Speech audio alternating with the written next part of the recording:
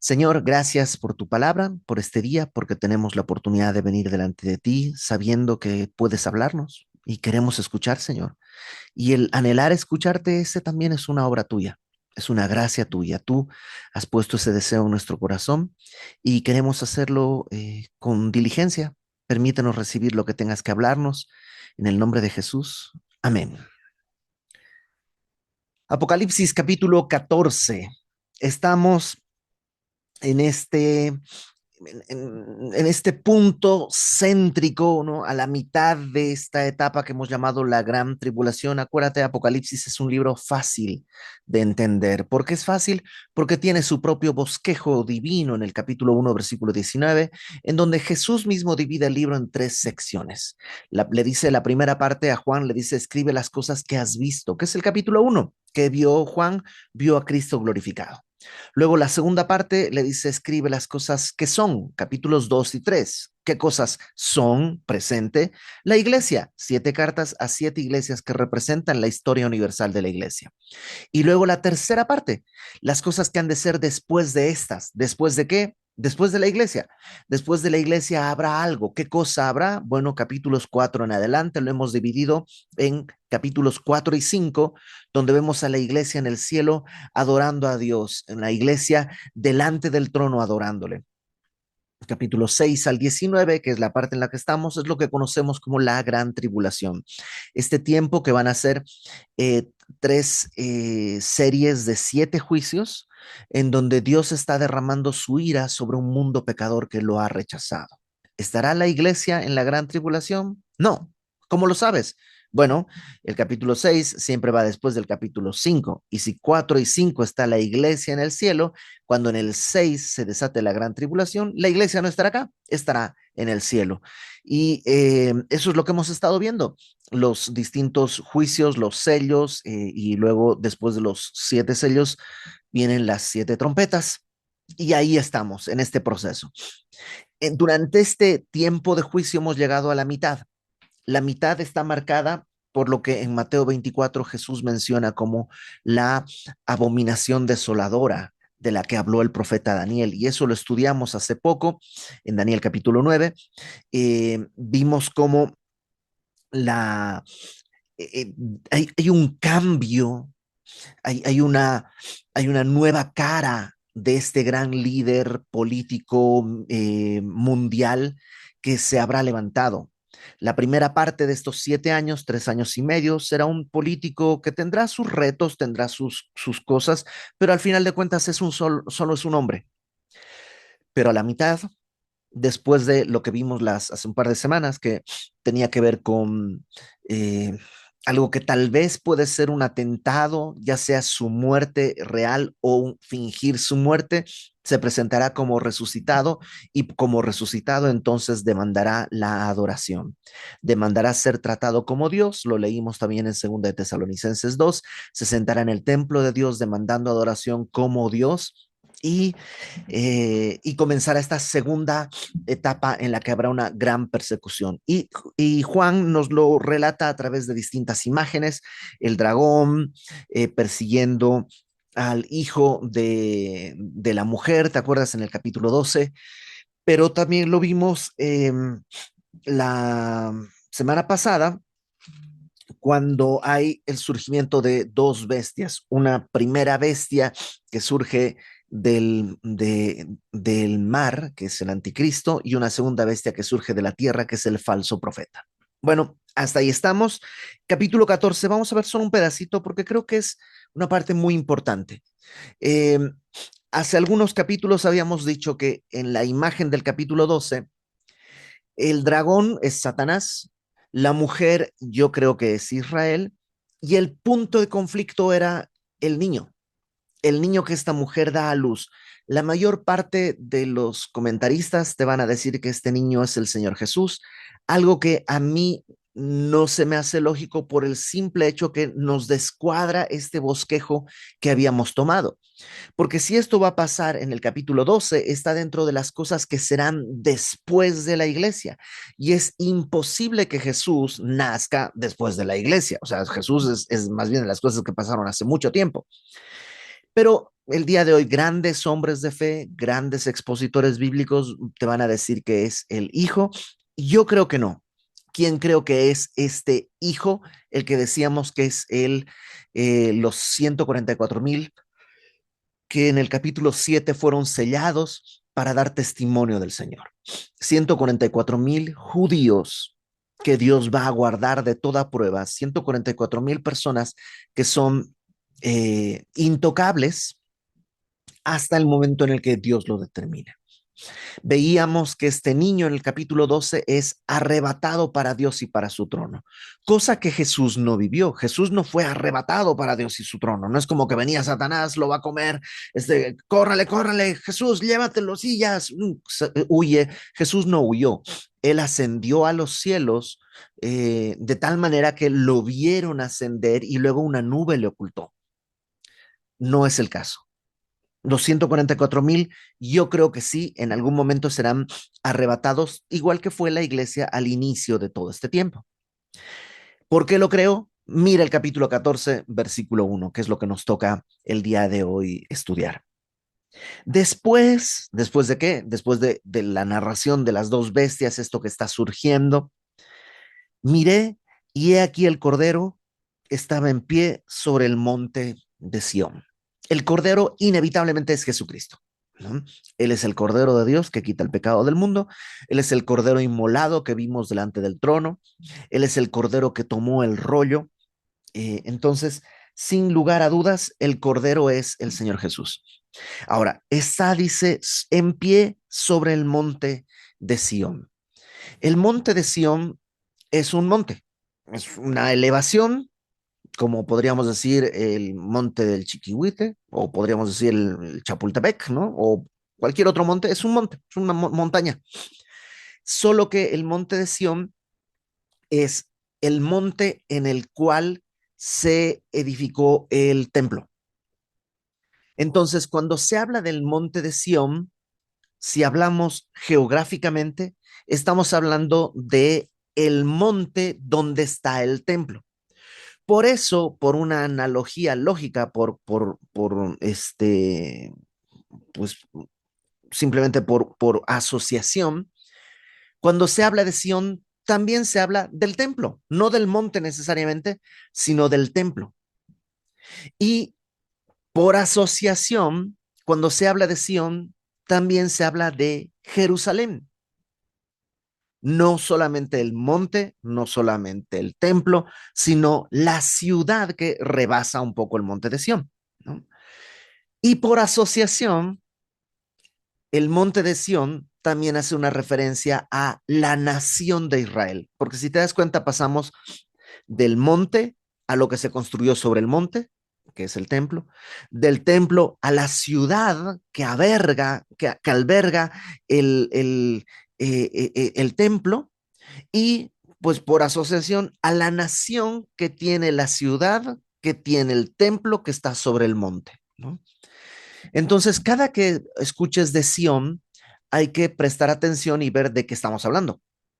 Si estamos hablando del monte que hay que trepar, si estamos hablando del templo, si estamos hablando de la ciudad de Jerusalén, que es más grande que el templo, o si estamos hablando simbólicamente de toda la nación, ¿no?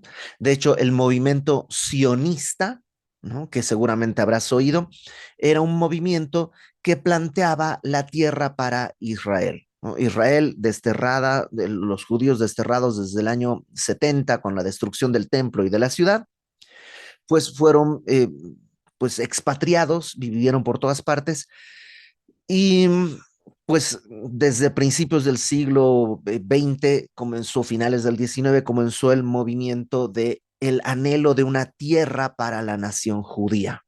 Ese movimiento se le llamó sionismo, que tiene sus vértices ahí complicadas y políticas, pero digamos que se le llamó sionismo por eso, porque la nación quería regresar a la tierra, ¿no? Ahora, cuando decimos que Jesús estaba en pie sobre el monte de Sión, ¿dónde es? ¿De qué estamos hablando? Estamos hablando del monte de Sión literal, estamos hablando Jerusalén, ¿de qué estamos hablando? Bueno, yo creo que está hablando de ninguna de estas cosas que acabamos de ver, sino de un significado extra. de Sión como el monte en el cielo. Así como Sión es en la tierra, Jerusalén, la ciudad de Dios, existe de manera, no sé si de manera literal o de manera simbólica, existe en el cielo una ciudad, Sión, en el cielo. ¿Cómo lo sabemos? Lo sabemos porque en Hebreos, acompáñame por favor a Hebreos capítulo 12, Hebreos capítulo 12, y esto lo vimos cuando estudiamos Hebreos los domingos hace algunos meses. En Hebreos capítulo 12 dice, está comparando el escritor de esta carta la religiosidad de la verdadera religión, podamos decirlo así. Es decir, el legalismo judaizante versus la libertad cristiana. Y verso 18, Hebreos 12, 18, dice, porque no os habéis acercado al monte que se podía palpar y que ardía en fuego, a la oscuridad, a las tinieblas, a la tempestad, al sonido de la trompeta y a la voz que hablaba, la cual los que la oyeron rogaron que no se les hablase más. ¿De qué está hablando? Del monte Sinaí. Cuando Dios otorgó la ley, el pueblo de Israel estaba frente al monte y el monte empezó a arder en fuego y vino una nube que lo cubrió y Dios hablaba fuerte y la gente escuchaba con un ruido tal que decían, me voy a morir de miedo y terminan diciéndole a Moisés, Moisés, tú sube y habla con Dios porque Dios acababa de dar su decálogo, estaba firmando, digamos, el pacto y les dice, esto es lo que ustedes tienen que hacer y les da el decálogo, los 10 mandamientos y ellos dicen, sí, sí, sí, sí, sí, aceptamos, pero una cosa, Moisés, tú sube y habla con Dios porque me va a dar un infarto nomás de escuchar lo tan terrible que sonaba la voz de Dios. Y lo que está diciendo el escritor de Hebreos es que no nos hemos acercado al monte Sinaí, a la ley, que es así de terrible y así de fuerte y que demanda una obediencia a causa de muerte. De hecho, mira lo que dice acá, verso 20, Hebreos 12, 20, porque no podían soportar lo que se les ordenaba. Si aún una bestia tocar el monte será apedreada o pasada con dardo, y tan terrible era lo que se veía que Moisés dijo, estoy espantado y temblando. Claro, la ley tiene muchas cosas que nos impiden acercarnos. Nadie es digno de acercarse a menos que cumpla la ley. Oh, sorpresa, nadie puede. Bueno, el escritor nos dice, no te has acercado a ese monte, al monte Sinaí, donde Dios reveló su ley y que era tan terrible, sino, verso 22, que os habéis acercado al monte de Sión, a Jerusalén. No, porque si dijéramos al monte de Jerusalén, al templo, estaríamos hablando de lo mismo, la religiosidad, los rituales, el judaizarse, sería lo mismo. Pero está aquí poniendo un contraste y nos lo va a explicar. Se han acercado al monte de Sión, a la ciudad del Dios vivo, Jerusalén, la celestial, no Jerusalén, la de la tierra que tiene coordenadas terrenales a la cual puedes llegar y visitar y turistear. Esa es una Jerusalén maravillosa, pero terrenal. Y no nos hemos acercado a esa Jerusalén, sino a la Jerusalén celestial. Y mira cómo lo describe. A la compañía de muchos millares de ángeles. Es decir, no es la de la tierra, a la congregación de los primogénitos que están inscritos en los cielos, a Dios el juez de todos, a los espíritus de los justos hechos perfectos. Bueno, entonces yo creo que Jesús está en pie en Apocalipsis 14, dice, déjame leerlo de nuevo, he aquí el Cordero estaba en pie sobre el monte de Sión. ¿Cuál monte de Sión? ¿El monte literal? ¿El templo? ¿La ciudad? No, la Sión celestial. Porque si no, Jesús estaría regresando a la tierra en el 14, cuando él tiene que regresar en el capítulo 19. Entonces, yo creo, y nuevamente no muchos coinciden conmigo, pero siempre pasa eso, así que tampoco es tan raro, que está Jesús en la Sión celestial. Y ahí en la Sión celestial, más bien los que han llegado son los 144,000. Mira, te lo voy a no puedo comprobar, pero te voy a presentar mis argumentos con el texto mismo. Dice, miré y he aquí que el Cordero estaba en pie sobre el monte de Sión, yo creo sobre la Sión celestial en el cielo, y con él 144,000 que tenían el nombre de él y el de su padre escrito en la frente.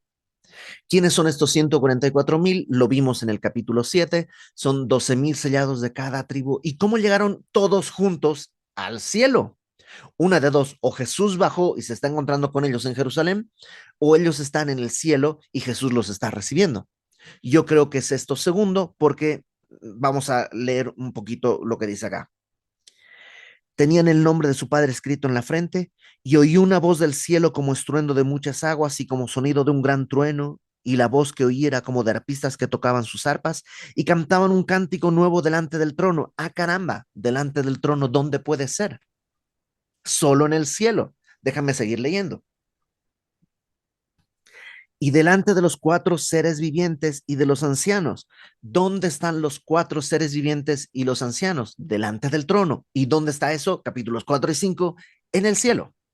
Entonces, por todo esto, yo creo que los 144,000 son este niño nacido de Israel, de la mujer, que fue arrebatado para Dios y para su trono, cuando en este momento, y por eso están presentes delante del Señor, delante del trono, delante de los cuatro seres vivientes, en la Sión celestial, en la ciudad de Dios, pero no la de la tierra, sino la del cielo. ¿Ok? Entonces, ahora, ¿qué pasa si yo digo no me convence? Yo creo que Jesús vino a la tierra y ahí lo recibió. No pasa nada.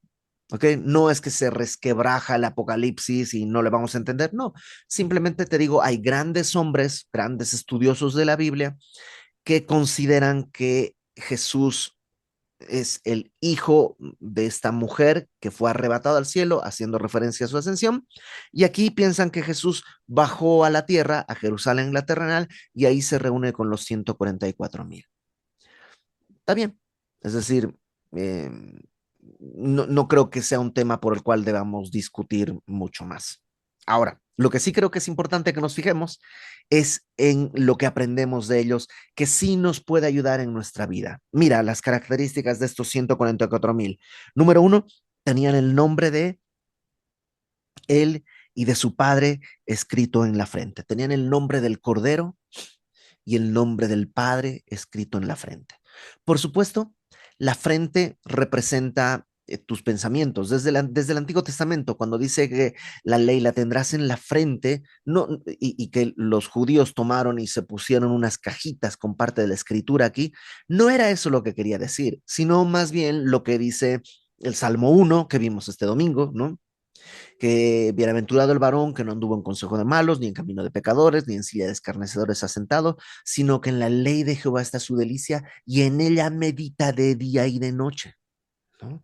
Hace más bien referencia a eso. Y fíjate, estos 144,000 no son distintos ni especiales a los demás, no son digamos, más altos, más grandes o más poderosos, solo tienen una cosa, fueron escogidos y sellados por Dios en el capítulo 7. ¿Y cómo han sido escogidos y sellados? Parte de lo que tienen es el nombre del Padre y del Cordero en su mente, constantemente, en su frente, constantemente, como una marca de propiedad, ¿no? Como una marca de que Dios está poniendo su nombre, esto es mío, ¿no? Entonces Él tiene su nombre aquí, igual que tú y yo hemos sido sellados, no en el capítulo 7, sino en algún capítulo de tu vida, Dios te escogió y te selló. Y no es que eres particularmente distinto o distinta, sino que simplemente Dios te escogió. Él quiso. Y como te escogió, ahora tú y yo tenemos el privilegio de tener el nombre de su Padre y el nombre del Cordero en la mente constantemente. ¿Mm? Entonces tienen el nombre de su Padre en la frente. Verso 2. Oí una voz del cielo que era como estruendo de muchas aguas, como un sonido de un gran trueno. Esto de muchas aguas hace referencia a una especie de río muy fuerte. No sé si alguna vez has estado al lado de una caída de agua importante, ¿no? La ducha no cuenta, ¿no? sino alguna cascada. El ruido es realmente ensordecedor. Yo no he ido nunca a ver las cataratas del Niágara, pero los testimonios son que el ruido es muy fuerte. Sí he estado en presencia de ríos muy grandes y el ruido es realmente una cosa, o sea, para hablar con alguien tienes que hablar fuerte y gritando porque es muy fuerte. Bueno, así dice que es la voz de Dios, como un sonido, como un estruendo de muchas aguas. Es algo que es claro. Nadie dice, me parece que va a llover, ¿no? No, no, no. Es un sonido fuerte de aguas, pero también dice como un gran trueno, y eso también es algo muy fuerte. Nunca has estado en tu casa y de pronto, ¡pum!, el trueno y te hace saltar y te espanta. Bueno, así es la voz de Dios, así de fuerte, así de clara, así de presente. ¿Dónde suena? En la palabra, muchas aguas. A veces pensamos que no, pues para entender lo que Dios dice, es difícil. No, no es difícil. Dios habla con voz fuerte. Nadie escucha un trueno y dice, ah, mira, me parece que está volando una mariposa porque escuché el batir de sus alas. No, un trueno es determinante, es claro. La palabra de Dios es así, es así. Pero fíjate lo que dice después. La voz que oí era como de arpistas que tocaban sus arpas. ¡Ah, caramba! Nos vamos en el espectro de decibeles, ¿no? Del estruendo absoluto a arpas. Y si hay algo que tienen las arpas es que, pues, no suena muy fuerte. Es decir, y tal vez el día de hoy un arpa de concierto sí tiene una caja de resonancia en el piso, o sea, sí suena un poco más fuerte, pero el arpa que se usaba es algo que no suena muy fuerte. Y, y eso es lo increíble, que la voz de Dios es como un ruido de muchas aguas, es como un gran trueno, pero al mismo tiempo es melodiosa y dulce como de un arpista que toca su arpa. Y todos lo hemos vivido. Hay veces que la palabra de Dios te habla tan duro que casi, casi como que te atonta, ¿no? Es como, oh, o sea, y es una palabra no necesariamente, digamos, dañina, pero sí muy fuerte, estridente, y haríamos bien en atenderla. Pero otras veces es como un arpista que toca un arpa, ¿no? Como algo dulce, algo que suena y que en verdad melodioso y que te dan ganas de memorizar y de cantar, porque así es la palabra de Dios. ¿Para quiénes? Para los que tienen el nombre del Cordero y de su Padre en la frente. Para los que no, no más como quien oye llover. No hay ningún sonido, ninguna inteligencia ni nada. ¿Mm? Verso 3. Y cantaban un cántico nuevo delante del trono y delante de los cuatro seres vivientes y de los ancianos. Este cántico nuevo es, es eso, un cántico nuevo. Voy a decir algo que espero que no me ataquen. Es una opinión, ¿ok? Esto es una opinión, no es palabra de Dios, es una opinión sencilla y, y particular, ¿ok? Hay en la iglesia una cosa que le llaman cántico nuevo, que básicamente es cuando el que está dirigiendo la alabanza empieza como a improvisar. El 99.9% de las veces que yo he oído eso, suena mal, ¿ok?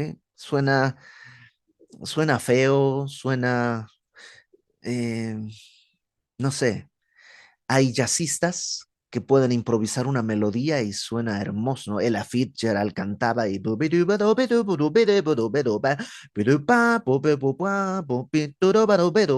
sea, sonaba hermoso lo que cantaba. Normalmente los que cantan en las alabanzas, pues no solo no pueden, sino no tienen que poder, ¿no? Es un don que tienen ciertas personas de inventar una melodía así en el aire y que suena hermoso. Normalmente suena feo. Eso no es el cántico nuevo del que la Biblia habla. Cántico nuevo es un canto nuevo. Puede ser la misma canción. Podemos cantar la misma canción cada domingo, pero en tu corazón siempre es un cántico nuevo, porque siempre las palabras son lo que quieres decir.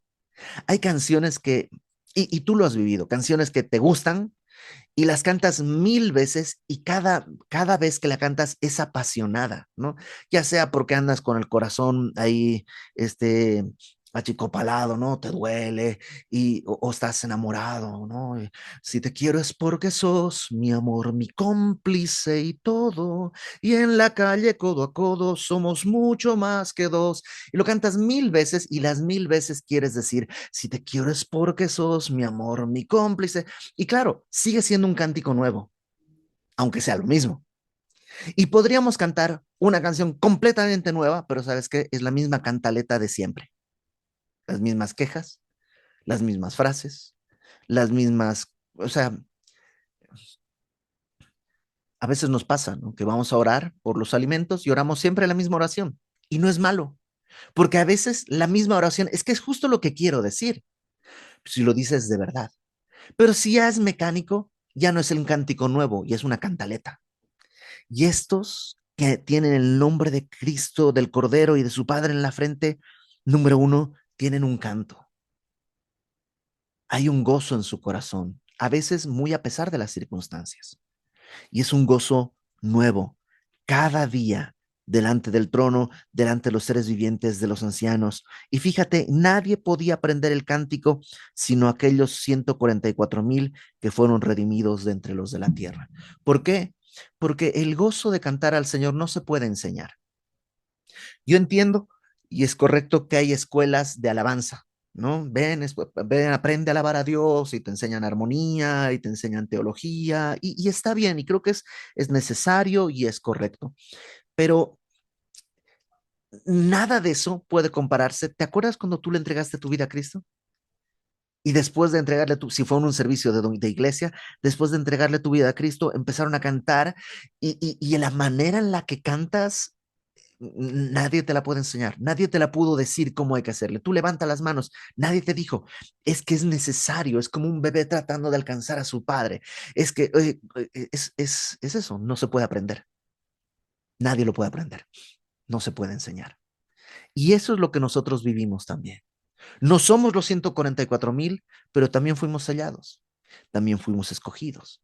Ahora podemos tener la palabra de Dios, el nombre del Señor en nuestra mente completamente y todo el tiempo. Ahora podemos escuchar la palabra de Dios, la voz del Señor, a veces como un sonido muy fuerte, a veces como un sonido muy armonioso. Y ahora podemos adorarle sin importar si es la misma canción todos los días, puede ser un cántico nuevo todo el tiempo. Verso 4. Estos son los que no se contaminaron con mujeres, pues son vírgenes. Aquí hay un debate acerca de a qué se refiere esto. Yo creo que el significado principal habla de idolatría. Ustedes saben que en la Biblia a menudo se habla del adulterio, no solo como un acto de traición a un matrimonio físico, humano, sino el adulterio se lo entiende como la traición espiritual a Dios, ¿no? El adorar otro ídolo, el tener otro ídolo en mi corazón, es adulterio con el Señor. Y yo creo que cuando está hablando de eso, que no se contaminaron con mujeres, pues son vírgenes, habla de esta pureza en su corazón. ¿Por qué? Porque, bueno, número uno, el matrimonio es parte del diseño de Dios.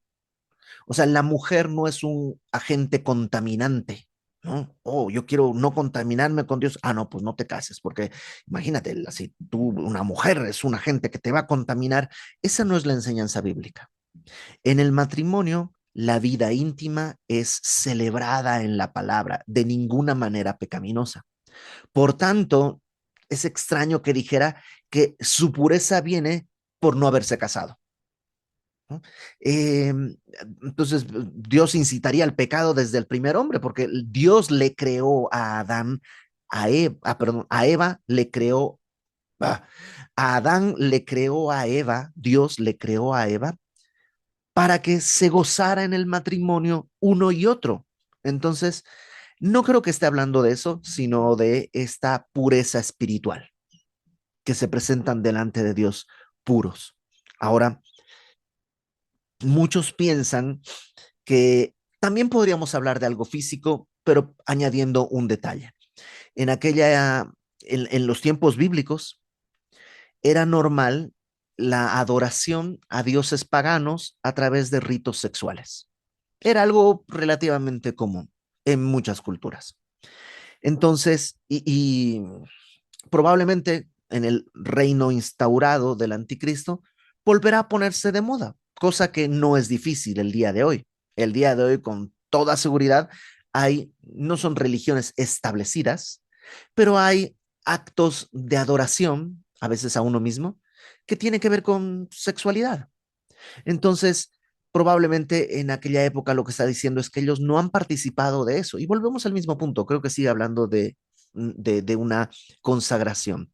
David Gusick dice que probablemente también está hablando de lo que Pablo les dice a los corintios. Pablo a los corintios les dice, está bien casarse, pero debido a los tiempos que estamos, preferiría que no se casen. Y en aquel tiempo, con tanta situación que está pasando, dice probablemente estos 144,000 escogerán no casarse para precisamente poder estar libres. Claro, cuando alguien está casado, dice Pablo, el marido tiene cuidado de las cosas del mundo, de cómo agradar a su mujer. Y está bien, así debe ser. Pero el soltero no tiene eso, puede agradar a Dios. Tiene que, es decir, no es que el marido no agrada a Dios, pero tiene otra manera de agradar a Dios. Antes de casarme, yo podía hacer muchas cosas que el día de hoy ya no podría. ¿Por qué? Pues porque tengo personas que dependen de mí, personas que a las que no podría decir, me voy de misionero, porque tengo familia, o sea, y no es tan fácil. Entonces, a lo mejor por el tiempo que están viviendo, estos hombres decidieron no casarse, puede ser, pero yo creo que simplemente habla de consagración al Señor, algo que tú y yo también podemos hacer y a lo que tú y yo estamos llamados, a esta consagración al Señor. Estos, dice, son los que siguen al Cordero por donde quiera que va. Y esto es muy bonito, porque hay una diferencia entre tratar de dirigir al Cordero por donde yo quiero que vaya. Señor Jesús, haz esto, Señor Jesús, haz aquello, Señor Jesús, mira aquí, Señor Jesús, haz aquello, encárgate de esto. Yo estoy tratando de dirigir al Cordero, mientras que un creyente como de estos, lo que hace es sigue al Cordero por donde quiera que va. Y seguramente a veces sus rumbos no son buenos a mis ojos. Seguramente no son agradables a mis sentidos, pero a la voluntad de Dios siempre es buena, agradable, perfecta.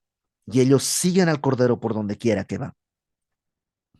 Estos, dice, fueron redimidos de entre los hombres como primicias para Dios y para el Cordero. ¿Qué es esto de primicias para Dios? Bueno, la primicia era algo que se consagraba a Dios, ¿no? Venía la cosecha y la primera parte de mi cosecha era para Dios, era del Señor, ¿no? Y es eso, como que tú y yo podemos decir, bueno, mi vida es para el Señor, está consagrada, lo que Dios quiera, como Dios quiera, en los términos que Él establezca. Y estos hombres fueron eso, consagrados como primicias para el Señor, y tú y yo también. Y en sus bocas no fue hallada mentira, pues son sin mancha delante del trono de Dios. En sus bocas fue hallada verdad. La verdad no es un concepto, la verdad es una persona. Cristo es la verdad. Y qué bonito que en nuestras bocas se halle no una mentira, sino Cristo mismo. Que seamos llenos del Señor, de su palabra, de su consejo, de su consuelo. Que seamos llenos de las conversaciones que hablan del Señor. Y entonces en nuestra boca no habrá mentira. Entonces, entonces sí, son los 144,000, pero podríamos ser nosotros. No digo que seamos nosotros de los 144,000. Yo no quiero ser de esos, porque esos van a estar, por lo menos hasta el capítulo 14, metidos en todo el embrollo que hay, viendo mucha muerte, viendo mucho dolor, viendo muchas cosas. Yo prefiero ser de la iglesia, que en el capítulo 4 será llevada al cielo. Pero mientras esperamos ese momento, podemos vivir con este ejemplo delante de nosotros. Podemos vivir como los que han sido escogidos, consagrados en su mente, que escuchan la palabra de Dios, que cantan alabanzas al Señor siempre nuevas, que, que no se contaminan con lo que el mundo ofrece, que siguen al Cordero, no tratan de dirigir al Cordero y que en nuestras bocas lo que se escucha, lo que se encuentra es siempre el Señor. Entonces, creo que es un buen anhelo. y podemos pedirle al Señor que haga esto en nosotros. Vamos a orar. Señor, gracias porque podemos delante de ti pedir esto. Haz esta obra en nosotros. Todavía no estamos, Señor, delante de tu trono, pero haznos vivir como si estuviéramos ahí, conscientes de tu majestad, de tu gloriosa majestad, viviendo en el temor de tu nombre. Haz que en nosotros estas características sean visibles para todos, para que más vengan al conocimiento de tu gracia. En el nombre de Jesús. Amén.